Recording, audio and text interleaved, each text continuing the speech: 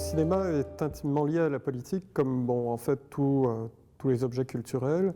Mais pourquoi est-ce que le cinéma m'apparaît quelque chose de particulier par rapport à la question politique? C'est que c'est véritablement une expérience commune. C'est-à-dire que même lorsque nous voyons un film en fait, par exemple, comme c'est de plus en plus le cas, devant notre écran d'ordinateur ou devant notre appareil de télévision, il n'en demeure pas moins que le film a été conçu pour s'inscrire dans un réseau public.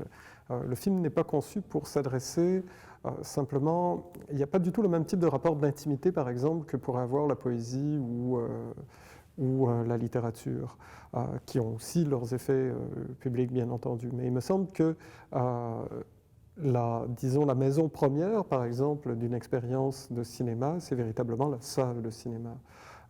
Et en ce sens-là, il y a tout de suite le fait d'une expérience commune, parfois assez désagréable, il faut l'admettre, des gens qui, par exemple, ne viennent pas au cinéma pour voir un film essentiellement parce qu'ils ont envie de sortir, et ça ne change absolument rien dans leur pratique. Ils vont consulter leur téléphone pendant une projection, ou vont parler pendant le film, donc ça rend ça parfois très désagréable, mais néanmoins, il y a quelque chose comme une forme d'expérience commune, et ça se vérifie particulièrement dans des films qui invitent au débat, dans des films qui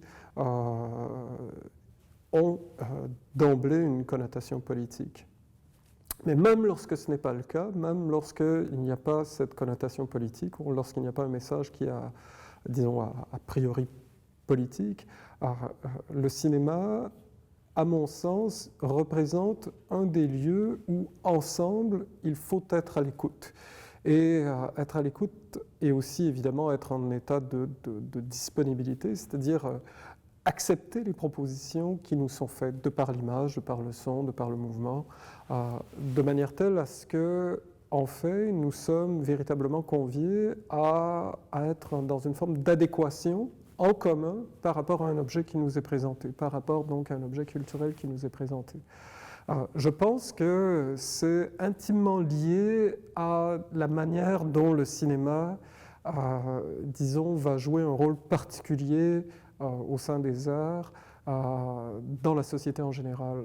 Il m'a toujours semblé que le cinéma avait davantage vocation à susciter le débat public, à susciter la critique publique, que d'autres formes, disons, de courant artistique. Peut-être le plus proche serait évidemment le théâtre. Mais en ce sens-là, sans dire qu'il y a une différence radicale de nature entre le cinéma et les autres arts, il me semble qu'il y a quand même quelque chose de spécifique au cinéma qui lui permet justement de jouer ce rôle politique. Mais attention, quand je dis expérience politique, ça ne veut pas dire que le cinéma est connoté idéologiquement. On pourrait très bien supposer que, en fait, mon idée que le cinéma est une expérience politique tient bien au-delà de toute lecture idéologique, donc que ce soit d'un film ou que ce soit par exemple de l'intention de son auteur. Je pense que le simple type de réception en fait que nous attendons du théâtre et de communication que nous attendons du cinéma fait en sorte que justement il est assez semblable à ce que, par exemple, on pensait du théâtre dans l'Antiquité. Il y a une forme d'agora, de forum qui est propre au cinéma. Et en ce sens-là, ça ne m'étonne pas que même lorsque nous voyons que le cinéma en fait est de moins en moins vu en salle et de plus en plus vu en privé, il demeure quelque chose en lui qui est de manière irréductible public, comme si on n'arrivait jamais à abolir sa dimension publique. Et ça, c'est quelque chose que je trouve particulièrement intéressant. Alors, je ne sais pas si c'est... quel est le meilleur angle d'approche pour l'analyser? Est-ce que c'est un angle d'approche philosophique, sociologique? Pour le moment, ce n'est qu'une intuition, mais c'est quelque chose que j'aimerais, disons, sur lequel j'aimerais réfléchir éventuellement.